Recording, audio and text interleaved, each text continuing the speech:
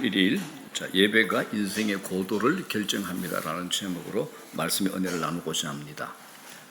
지금 화면에 보이는 이 산은 세계에서 가장 높고 험준한 산으로 잘 알려진 산이죠. 해발 8,850m의 에베레스트 산입니다. 전 세계 등산가들이 1922년부터 저 에베레스트 산을 오르기 위해 노력해 왔지만은 험한 산세와 혹독한 날씨로 정상 등반에는 번번이 실패했다고 합니다. 산을 정복하려다가 많은 등산가들이 죽었죠. 그럼에도 사람들의 도전은 멈추지 않았습니다. 드디어 1952년에 처음으로 에베레스트의 정상에 오르는데 성공을 했다고 합니다. 그 후에 이제 매년 두세 명 정도만 정상 등반에 성공했는데 그만큼 산이 험준하고 높았습니다. 그런데 신기한 일이 벌어집니다. 시간이 지나 1988년 한 해에만 50명이 넘는 사람들이 정상을 오르는데 성공을 한 겁니다. 그 해를 기점으로 1990년에는 72명, 1992년에는 90명, 1993년에는 129명이 정상에 오르는데 성공을 합니다. 자, 한번 생각해 볼게요. 그전에는 1년에 두세 명 겨우 정상에 올랐는데 1988년을 기점으로 급작스럽게 50명 이상이 매년 그 이상의 사람들이 정상 등반할 수 있는 이유가 무엇일까요? 우리가 생각할 수 있죠. 지름길을 발견했나 보다. 등산 체력이 월등히 좋아졌나? 아니면 장비가 좋아졌나? 등반 기술이 발전했나? 여러 가지 생각할 수 있겠는데 아니었습니다. 비결이 아주 단순했습니다. 베이스 캠프의 위치였습니다. 베이스 캠프 아시죠? 그죠? 등산할 때 근거지로 삼는 그 고정 천막을 베이스 캠프라고 그러잖아요. 1988년 이전에 에베레스트를 등정한 모든 산악인들은 3,000m 고지에 베이스 캠프를 설치했답니다. 정상보다 많이 낮다 보니까 물자 보급하기 좋잖아요. 베이스 캠프를 설치하기도 용이했습니다. 그런데 1988년에 어떤 팀이 베이스 캠프를 3,000m라는 안정성을 깨뜨리고 2,000m 더 높은 5,000m 지점에 베이스 캠프를 설치한 겁니다. 기준점을 2,000m나 더 과감하게 높인 거죠. 1988년 이전에는 베이스 캠프가 이제 3,000m이다 보니까 거기에서 5,000m를 더 올라가야지 산의 정상에 올라가는데 1988년부터는 베이스 캠프가 더 높은 5,000m 지점이 있으니까 이제 몇 받으세요? 3,000m만 더 올라가게 되면 정상에 다다를 수 있게 된 겁니다. 그 결과로 정상 등반율이 2명, 3명에서 50명, 100명 이상으로 늘어났으니까 성공률이 50배 이상 높아진 겁니다. 자, 단순히 기준을 올렸을 뿐인데 엄청난 성공 모델이 탄생한 겁니다. 자, 이 교훈을 여러분들 우리에게 어떻게 적용할 수 있을까요? 우리도 영적 베이스 캠프의 영적 고지를 좀 올려봅시다. 어떻습니까? 영적 베이스 캠프 영적 고지를 좀 올려봅시다. 이스라엘 역사 속에서 일어난 모든 부흥이 공통점이 있죠. 기준을 높였기 때문에 그렇습니다. 존경받았던 지도자들은 한결같이 그동안의 신앙 기준을 다 바꾸고 기준을 높인 사람들입니다. 특별히 다윗은 이스라엘의 영적 베이스 캠프를 가장 높은 곳에 세운 사람입니다. 특별히 예배에 대해서요. 예배에 관련된 찬양, 예배에 관련된 기도, 예배에 관련된 헌신에 이르기까지 모든 것을 최고의 기준으로 높여버립니다. 누가요? 다윗은. 그래서 다윗이 이렇게 얘기하죠. 이것이 예배의 기준이다. 우리는 하나님을 이렇게 예배한다라고 만들어버린 겁니다. 여러분, 다윗이 성경의 인물 가운데 얼마나 많은 칭찬을 받고 또 얼마나 많은 죄를 지었음에도 불구하고 하나님으로부터 내 마음에 합한 자 이런 얘기를 들었겠습니까? 딱 하나입니다. 하나님을 향한 갈망, 예배의 기준을 높였기 때문에 그렇습니다. 예배의 태도가 우리 인생의 고도를 결정합니다. 예배의 태도가요. 자, 느헤미야 8장을 보게 되면 이스라엘 백성들이 이제 70년 바벨론 포로 생활을 마치고 귀환을 합니다. 그런데 7월 초하루라 나팔절이라 그러죠. 나팔절날 그들의 신년 축제일에 예루살렘 수문에 자발적으로 다 모여듭니다. 그들은 제사장이자 학사 에스라의 인도하에 예배를 드립니다. 그날 하나님께서 전날 특별한 은혜를 주신 거죠. 에스라가 율법을 낭독하기 위해서 먼저 하나님을 송축을 합니다. 그때 백성들은 손을 들고 아멘, 아멘으로 화답을 합니다. 그리고 몸을 굽혀 얼굴을 땅에 대고 하나님을 경배합니다. 자, 느헤미야 8장 6절 한번 볼게요. 다 같이 시작. 에스라가 위대하신 하나님 여호와를 송축하며 모든 백성이 손을 들고 아멘, 아멘 하고 응답하고 몸을 굽혀 얼굴을 땅에 대고 여호와께 경배하니라. 아멘. 위대하신 하나님을 송축할 때 예배가 일어난 겁니다. 위대하신 하나님을 송축할 때요. 자, 그 다음에 어떤 일이 일어났겠습니까? 낭독되는 율법의 뜻을 레위인들이 해석을 해주니까 백성들이 깨닫기 시작을 하는데, 깨닫자 뭘 했을까요? 그들은 엉엉엉엉 울기 시작합니다. 회개의 눈물을 흘리는 거죠. 자, 9절 뭐라 그럽니까? 백성이 율법의 말씀을 듣고 다 우는지라. 아멘. 다 같이 시작. 백성이 율법의 말씀을 듣고 다 우는지라. 저는 우리 예배가 이런 예배가 되기를 소원합니다. 우리 예배가 이런 예배예요. 우리가 신앙생활을 하다 보면 자꾸 이제 내가 내 중심, 내가 강조될 때가 많습니다. 내가 얼마나 했는지, 얼마나 열심히 참여했는지 등 자꾸 관심이 내게 가는데, 그런데 신앙의 초점은 언제나 누구시죠? 하나님이십니다. 우리 인생의 모든 키, 열쇠는 우리에게 있지 않고 하나님에게 있습니다. 우리의 인생이 우리가 아닌 하나님에 의해서 움직여지고 조정되어 나간다는 것을 가장 잘 알려진 인물이 누구냐? 바로 오늘의 주인공 모세입니다. 모세의 생애는 우리가 잘 알잖아요. 아주 선명합니다. 히브리 민족 혈통이죠. 애굽 왕에 의해서 당연히 죽어야 되는데 어머니 믿음, 누나의 지혜로 애굽의 궁에서 공주의 아들로 성장을 합니다. 그런데 어느 날 애굽 사람이 자기 동족 히브리 사람을 때리는 것을 보고 분노가 일어나 그 애굽 사람을 죽여버리죠. 살인자가 되었습니다. 두려움이 오니까 도망을 칩니다. 도망자 신세로 미디안 광야에서 40년 세월을 보내다가 이제 나이가 80 노인네가 됐습니다. 그런데 어느 날, 그날도 양을 이끌고 지나가는데 하나님의 산 호렙이라는 곳에 이르자 갑자기 어떤 사건이 벌어지는 겁니다. 여호와의 사자가 뜰기나무 불꽃 가운데 나타나신 겁니다. 여러분, 뜰기나무가 뭐냐? 키가 2m가 되지 않는 아주 작은 보잘것없는 나무가 뜰기나무입니다. 가지도 굵지 않아서 금방 타버리는 나무입니다. 그런데 그 나무 안에서 여호와의 사자가 계속 타오르는 불로 나타나신 겁니다. 이 일이 모세 120년의 인생을 결정하는 중요한 사건이 됩니다. 자, 본문 3절 다 같이 시작. 이에 모세가 이르되 내가 돌이켜 가서 이 큰 광경을 보리라. 이건 타는 뜰기나무를 보면서 모세가 한 행동을 표현한 구절입니다. 이어서 뒤에 무슨 말씀이냐 그러면 뜰기나무가 어찌하여 타지 아니하는고 하니 그때에, 이렇게 연결되어 있습니다. 이게 무슨 말이냐? 나무가 타면서 불로 나타나는데 나무가 타지 않는데 불꽃이 사그러들지 않는 겁니다. 자, 여기서 이제 우리가 모세의 행동을 눈여겨봐야 됩니다. 모세는 지금 특별한 곳에 간 것 아닙니다. 늘 다니던 그 길을 다니는 겁니다. 40년 동안 늘 다녔던 길이죠. 그런데 그곳에 예상치 않은 일이 벌어진 겁니다. 낯선 광경이 펼쳐지죠. 모세는 이 특이한 광경에 자기 마음이 이끌립니다. 그런데 그냥 지나칠 수가 없었던 겁니다. 무엇인가 특별한 일이 일어나고 있다는 것을 느끼고 방향을 돌이켜 그곳을 향하여 갑니다. 자, 뭐라 그럽니까 성경에? 내가 돌이켜 가서 이 큰 광경을 보리라. 여러분, 성경책에 돌이켜 가서 줄 긋고 별 7개 해야 됩니다. 제일 중요한 표현입니다.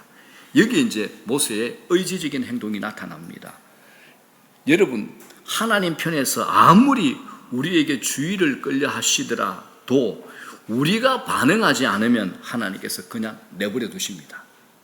그래서 우리에게 영적 민감성은 굉장히 중요합니다. 우리가 반응하지 않으면 하나님 침묵하십니다.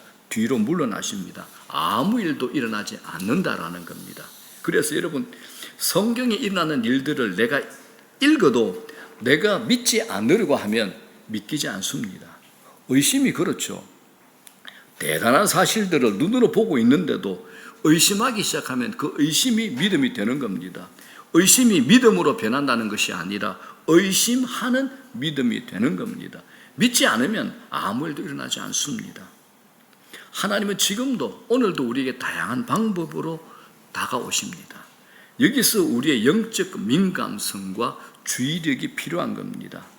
모세를 보십시오. 모세가 자기 의지를 가지고 돌아본 그 행위, 돌이켜가서 이 행위가 매우 중요합니다. 그가 치던 양떼가 얼마나 많았겠습니까? 또 가야 되는 목적지도 있었습니다. 광야는요, 해가 지면 아주 위험하잖아요. 이제까지 아무 일 없었는데 별거 있겠어? 그리고 그냥 지나치면 그만입니다. 모세가 그냥 지나칠 수 있었는데 돌이켰다. 이건 의지와 결단이 필요한 거죠. 의지적으로 돌이키는 행위, 이 결단이 믿음입니다. 그냥 지나칠 수 있었음에도 돌아오는 이 행위 자체가 믿음이라는 겁니다. 신약 성경 가운데서 믿음을 가장 적극적으로 예수님께서 말씀하신 곳이 어디냐? 마태복음 11장 12절입니다. 다 같이 시작. 세례 요한의 때부터 지금까지 천국은 침노를 당하나니 침노하는 자는 빼앗느니라. 침노하는 게 뭡니까? 침략하는 거죠. 쉬운 성경에 이런 말이죠. 세례 요한부터 지금까지 하늘나라는 침략당하고 있다. 침략하는 사람들이 하늘나라를 차지하게 될 거다라는 겁니다. 자, 이 말씀을 이해하는 데는 예수님께서 친히 간섭하신 기적을 일으킨 한 사건을 이해할 필요가 있습니다. 예수님 당시에 2000년 전에 나병 환자, 문둥이들은 사람들에게 가까이 다가갈 수 없도록 격리가 되어 있었죠. 사람들이 있는 공동체에 들어갈 수 없다라는 규례가 만들어져 있었습니다.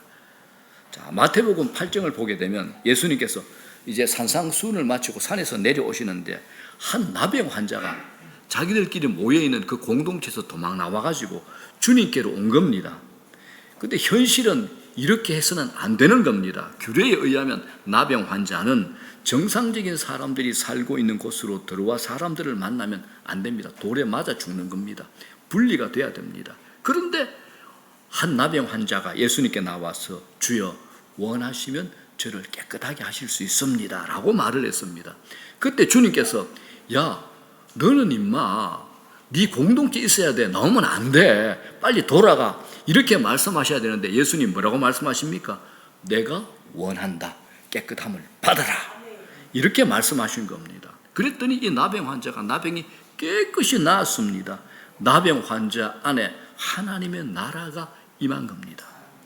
이 나병 환자는 당시의 관습과 유대인의 예법을 뛰어넘어서 주님에게로 나갔죠. 불결한 질병을 앓고 격리되어 있었는데 모든 사람들이 그가 나올 수 없도록 그의 주변에 울타리를 쳐놓았는데 그는 주님에게 나갔습니다. 이게 침노입니다. 아시겠습니까? 이게 침노입니다. 그때 하나님의 나라가 그에게 임한 겁니다. 그는 당시의 예법을 따르지 않았습니다. 규범을 어겼죠. 사람들이 만들어 놓은 제약을 무시해 버렸습니다. 이것이 침노라는 겁니다. 나병 환자는 장애물과 울타리 때문에 주저앉거나 물러서지 않았습니다. 그는 침노하는 자였습니다. 그래서 주님 뭐라 그럽니까? 천국은 침노를 당하노니 침노하는 자는 빼앗느니라 라고 말씀하십니다. 자, 이걸 우리에게 적용하면 이렇습니다. 우리가 은혜를 맛보려면 장애물을 뛰어넘으셔야 됩니다. 은혜를 경험하려면 장애물, 마음의 장애물, 생각의 장애물, 내 스케줄의 장애물 뛰어넘으셔야 됩니다. 사람들마다 장애물이 다를 수 있죠. 누구에게나 하나님께 나아가지 못하게 만드는 것들이 있습니다. 하나님의 은혜를 깊이 체험하지 못하게 방해하는 장애물들이 누구에게나 있습니다. 그건 각자가 다릅니다. 오늘 이 시간 9월 1일 오늘부터 저는 여러분에게서 그것이 무너지기를 축원합니다. 은혜를 받기 위해서 무리해도 괜찮습니다. 무리해도 상관없습니다. 우리의 목표는 우아함, 고상함이 아니죠. 하나님 나라 경험하는 겁니다. 아주 젠틀한 사람인데 하나님의 은혜를 한 번도 체험하지 못했다. 얼마나 억울한 사람입니까? 좀 그칠더라도 하나님의 은혜를 체험하는 경험을 하시기를 주의 이름으로 축복합니다. 그 일을 위해서라면 어떤 것도 할 수 있다는 각오와 결단을 해보시기 바랍니다. 누가 은혜를 받을 수 있습니까? 하나님의 역사가 누구에게 나타날까요? 침노하는 자에게입니다. 천국은 침노하는 자의 것입니다. 다른 사람 눈치 보지 마시기 바랍니다. 누가 무슨 말을 하든 그게 나하고 무슨 상관이 있어? 침노하시고 밀고 들어가시기 바랍니다. 누가 무슨 말해서 상처받아서 나는 못 가겠어요. 그거 이 말씀에 딱 걸리는 말씀입니다. 은혜 받는 데는 선수가 되셔야 돼요. 요즘 신자들 좋은 설교 워낙 많이 듣습니다. 뭐 각종 훈련 과정 다 맞죠. 유튜브에 좋은 찬양은 다 들어. 그런데 삶의 현장 속에서는 나약한 분들이 너무 많습니다. 실전에 약한 거죠. 이유가 뭘까요? 들은 것에 대해 믿음으로 온전하게 반응하지 않기 때문에 그렇습니다. 진리가 내 것이 되려면, 하나님 말씀이 내 것이 되려면, 이 약속이 내 것이 되려면 믿는 바대로 행동해 보셔야 됩니다. 믿는 그대로 행동하는 겁니다. 이게 순종이죠. 진짜인지 아닌지, 자신이 진짜 믿는지 그렇지 않는지 행동하기 전에는 알 수 없습니다. 사랑하는 여러분, 하나님은 영이십니다. 그래서 우리가 주목하지 않으면 놓치기 정말 쉬운 분이 하나님이십니다. 본문에 돌이켜 가서 이 광경을 보리라. 이 말은 내가 보고 싶은 것을 보는 것이 아니라 하나님이 보여주시려 하는 것에 집중하는 겁니다. 정확하게 얘기하면 내가 본다가 아니라 보여지는 것을 보는 겁니다. 이게 하나님의 일하심을 보여주시고 보게 하소서, 시편 말씀이잖아요. 영성이 깊어진다는 게 뭡니까? 내 안에 영적 감각이 깨어나서 하나님이 보여주시고 말씀하시는 것에 대해서 나는 반응하는 거죠. 믿음으로 반응하는 거죠. 내가 아멘하는 거죠. 행동으로 순종하는 거죠. 이걸 영성이라고 그러고 성숙한 신앙이라고 하는 겁니다. 문제는 우리의 들을 귀, 내 시선이 너무 많이 분산되어 있다는 겁니다. 우리 모두 하나님의 음성을 들어야죠. 여러분 들어야죠. 그죠? 하나님의 음성 들을 수 있습니다. 그런데 내 생각, 내 머릿속의 계획, 내 마음 안에 자존심, 내 속에 있는 분노, 부정적인 감정, 이런 내 안에 소음이 너무 크다 보니까 하나님은 말씀하시는데, 성령은 말씀하시는데 나는 듣지 못하는 겁니다. 하나님께 집중하지 못하도록 방해하는 방해꾼들이, 장애물들이 너무 많습니다. 우리와 하나님 사이에 끼어드는 것 제거하셔야 됩니다. 사랑하는 여러분, 내가 무엇에 주목하느냐에 의해서 내 인생이 만들어집니다. 주목하는 것이 나를 지배하죠. 주목하는 것, 그게 예배가 됩니다. 여러분들이 뭘 주목하고 사는가 잘 생각해 보십시오. 나는 내 자식이 최고야. 맨날 자식만 쳐다보면 그 예배하는 겁니다. 나는 돈이 최고야. 맨날 돈만 생각하면 그 예배하는 겁니다. 나는 내 건강이 최고야. 맨날 내 건강 그러면 그 예배하는 겁니다. 이게 예배입니다. 특별한 거 아닙니다. 여러분들이 어디에 주목하고 사시는가 확인하시라니까요. 구약의 이스라엘 백성들이 하나님 앞에 그렇게 혼난 이유가 무엇입니까? 그들도 예배를 드렸어요. 헌신합니다. 입으로 하나님 믿는다고 했습니다. 그런데 그들이 믿는 하나님은 성경에 계시하시는 하나님이 아니라 자기들이 만든 우상을, 우리하고 똑같이요. 내 새끼, 내 돈, 내 명예, 내 건강, 이런 것들 있잖아요. 하나님 아닌 것, 자기가 주목하는 우상을 하나님으로 섬기는 겁니다. 그래서 그들이 시내산 밑에서 금송아지 만들어서 우리를 인도하는 하나님이다라고 예배까지 했잖아요. 그런 행동 때문에 하나님의 진노 앞에 얼마나 혼이 났습니까? 예배가 뭡니까? 하나님께만 집중하는 겁니다. 하나님만 갈망하는 겁니다. 제가 물어볼게요. 이게 정말 물어보고 싶습니다. 주일 오늘 말고 여러분 일상에서 하나님 때문에 목마른 적 있습니까? 하나님 때문에 목마른 적. 나 하나님 없으면 안 됩니다. 나는 하나님 없이는 정말 살 수 없습니다. 이 갈망을 가지고 산 적이 있습니까? 이런 분들이 이런 갈망, 갈증, 목마름이 있어야지 하나님이 기뻐하신, 하나님 찾으시는 예배자가 됩니다. 우리 모두 이런 갈망, 갈증, 목마름의 파이가 날마다 더 크게 되기를 주의 이름으로 축원합니다. 지금 우리 모두 예배 드리고 있습니다. 이 예배를 받으시는 분이 누구십니까? 여러분들이 아닙니다.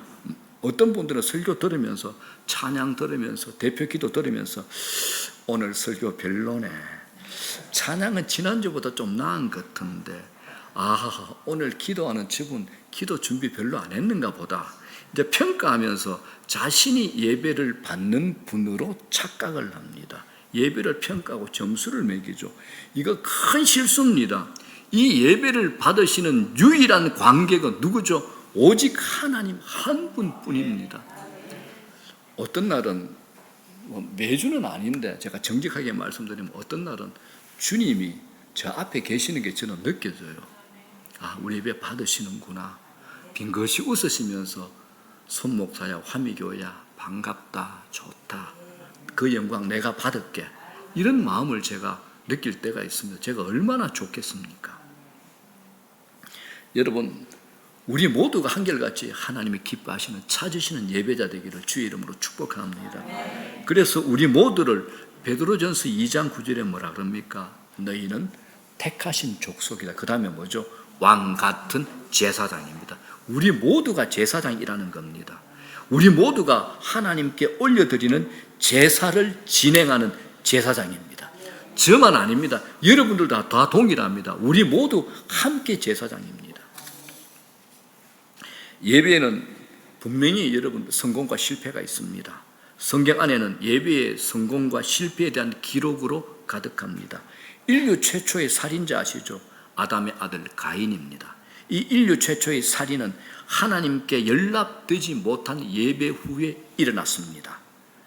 하지만 아브라함은 아들 이삭을 모리아 산에서 제물로 드리는 예배를 드림으로 하나님께 인정받고 믿음의 조상이라는 칭호를 받습니다. 이스라엘 최초의 왕 사울 왕은 단 한 번의 예배로, 단 한 번의 예배 실수로 제사장 사무엘로부터 망령되이 행하셨습니다. 왕이여라는 이 얘기를, 이 충고를 듣고 하나님으로부터 버림을 받습니다. 왕족 일가의 운명이 바뀌어버렸잖아요. 구약 성경의 이사야서, 예레미야서, 호세아서, 말라기서, 이런 선지서를 읽어보십시오. 예배에 실패한 이스라엘이 이방 제국에 정복당하여 노예로 붙잡혀 갑니다. 그 제일 밑바닥, 제일 꼭대기 보게 되면 항상 뭐가 있냐? 예배에 실패한 겁니다. 특별히 이사야 선지자는 마음이 없는 예배를 하나님이 얼마나 싫어하시는지를 적나라하게 이렇게 표현합니다. 그러므로 여러분, 이 본문 읽기 전에 여러분 예배 전심으로 온 마음으로 드리셔야 됩니다. 전심으로 온 마음으로 들으셔야 됩니다. 초집중해서 들으셔야 됩니다. 자, 이사야서 한번 볼게요. 1장 11절에서 14절 세 번역, 쉬운 세 번역입니다. 다 같이 시작. 주께서 말씀하신다. 무엇하러 나에게 이 많은 재물을 바치느냐? 나는 이제 수장의 번제물과 살찐 짐승의 기름기가 지겹고, 나는 이제 수송아지와 어린 양의 숫염소의 피도 싫다. 다시는 헛된 재물을 가져오지 말아라. 다 쓸모없는 것들이다. 분향하는 것도 나에게는 역겹고, 초하루와 안식일과 대회로 모이는 것도 참을 수 없으며, 거룩한 집회를 열어놓고 못된 짓도 함께하는 것을 내가 더 이상 견딜 수 없다. 나는 정말로 너희의 초하루 행사와 정한 절기들이 싫다. 그것들은 오히려 나에게 짐이 될 뿐이다. 그것들을 짊어지기에는 내가 너무 지쳤다. 하나님이 예배드리는 이스라엘 백성들에게 하신 말씀입니다. 11절에 지겹다, 싫다, 13절에 역겹다, 참을 수 없다, 더 이상 견딜 수 없다, 14절에 짐이 될 뿐이다, 너무 지쳤다. 이 모든 말씀이 어떤 말씀입니까? 마음에 없는 예배를 드리는 우리들에게 하시는 말씀입니다. 마음에 없는 예배 드리는 우리들에게 지금 하시는 말씀입니다. 마음도 없고 진정한 중심이 담기지 않는 예배를 향해서 하나님이 하신 말씀입니다. 하나님은 예배에 성공한 사람을 찾으십니다. 예배는 성공, 이 말이 마치 어떤 공식처럼 거북하게 들릴지 모르겠지만 어쩔 수 없습니다. 하나님의 백성이라면 목숨 걸고 예배에 성공하셔야 됩니다. 구약의 제사에는 하나님의 임재가 있었습니다. 우주 만물을 창조하신 여호와 하나님의 임재, 그 거룩한 존귀함과 권위 앞에서 사람들은 엎드릴 수밖에 없었습니다. 하나님의 임재 안에서 자기들의 죄 대신에 태우는 제물을 통해 죄사함과 구속의 은혜를 경험합니다. 그 임재가 얼마나 강렬하든지 사소한 죄 하나만으로도 그 자리에 죽을 수 있었습니다. 그러나 신약 시대 이후의 예배에는 더욱 강력한 영적 열매가 있습니다.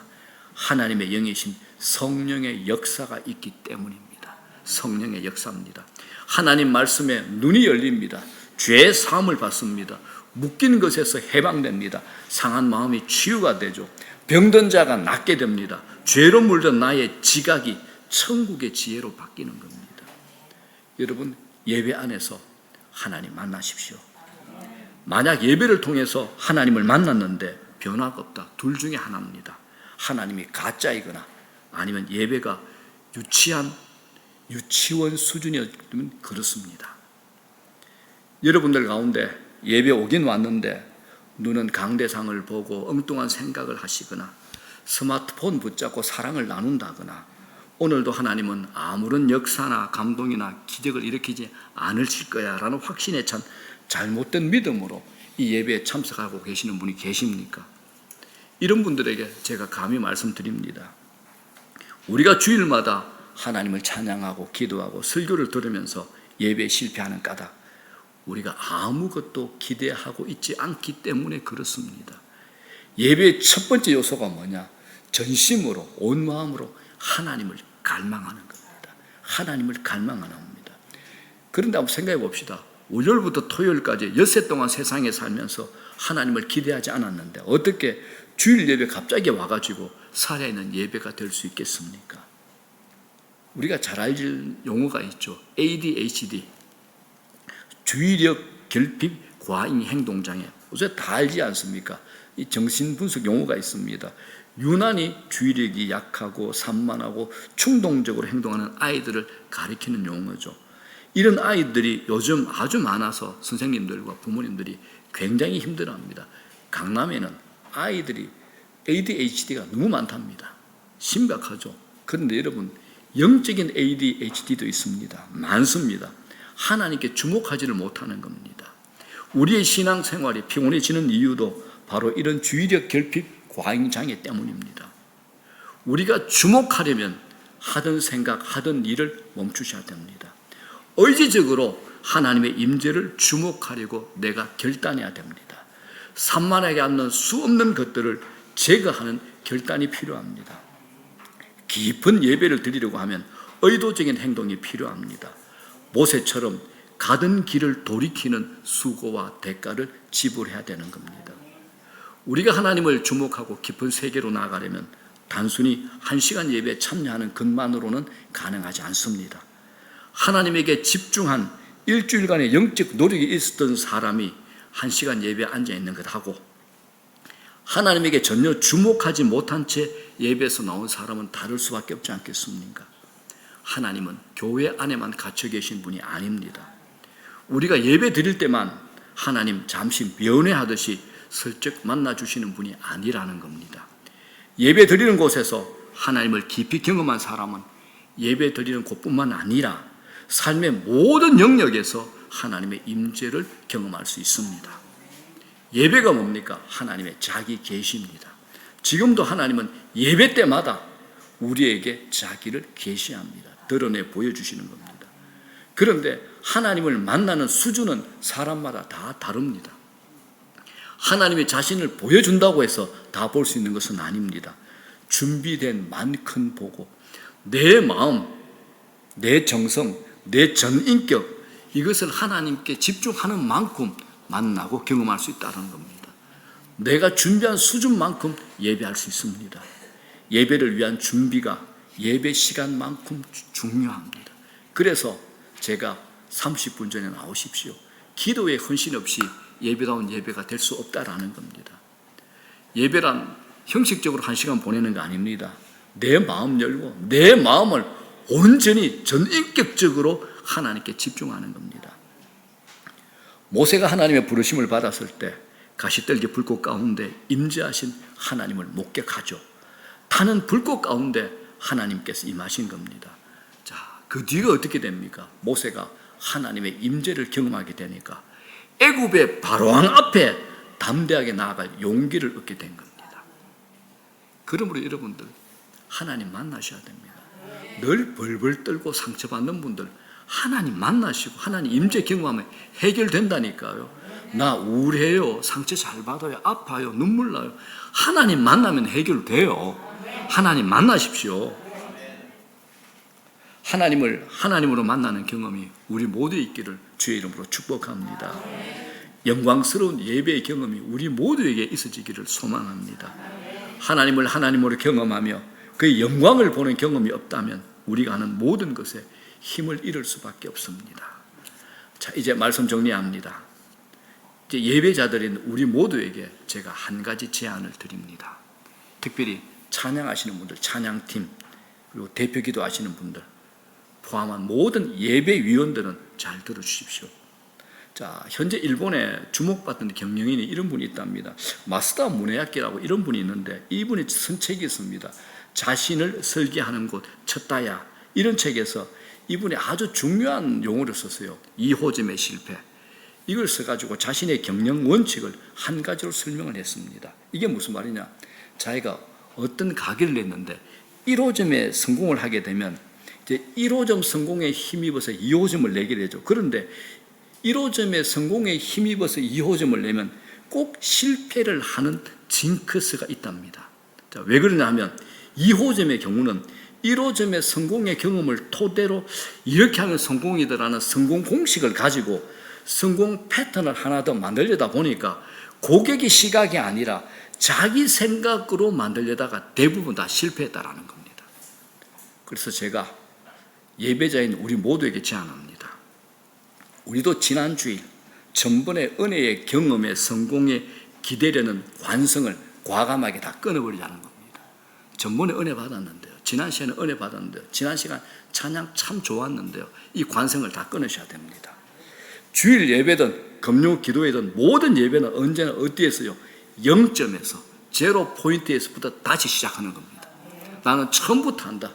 나는 오늘 온전히 하나님 앞에 처음 드리는 마음으로 나는 예배 드린다. 나는 찬양 준비한다. 나는 기도한다.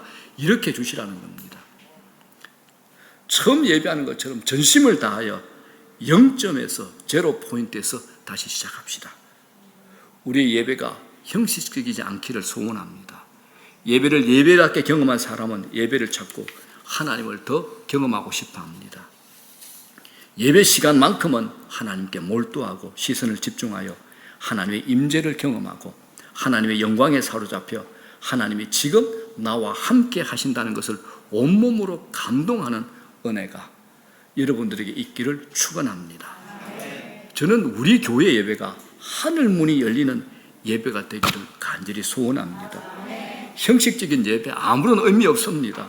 하나님의 임재로 숨이 막힐 듯한 이런 감격적인 경험을 통해서 우리가 상상하지 못하는 새로운 세계로 이끌어 주시는 독특한 경험이 매주일 예배마다 일어나기를 주의 이름으로 축원합니다. 다 같이 시작. 기도에 헌신 없이 예배다운 예배가 세워지지 않습니다. 다시 한번요. 기도에 헌신 없이 예배다운 예배가 세워지지 않습니다. 자, 찬양다운 찬양이 시작. 기도에 헌신 없이 찬양다운 찬양이 세워지지 않습니다. 그렇습니다. 일찍 나와서 기도하시고 예배에 깊이 나아가는 은혜가 있기를 바랍니다.